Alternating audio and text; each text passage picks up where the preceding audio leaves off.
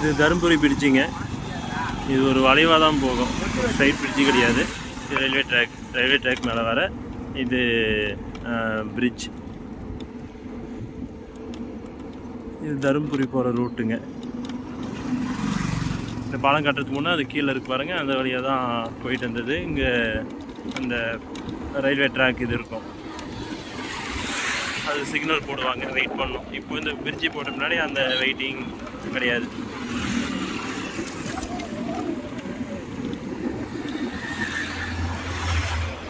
வருங்காலத்தில் இது வந்து பார்த்திங்கன்னா இன்னும் நல்லா சிட்டி ஆகிடுங்க. இப்போயே சிட்டி தான், இன்னும் ப்ராப்ளம் ஆகும்.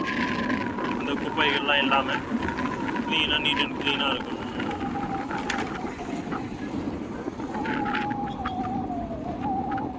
இந்த ரோடு போக போக அகலமாகும்.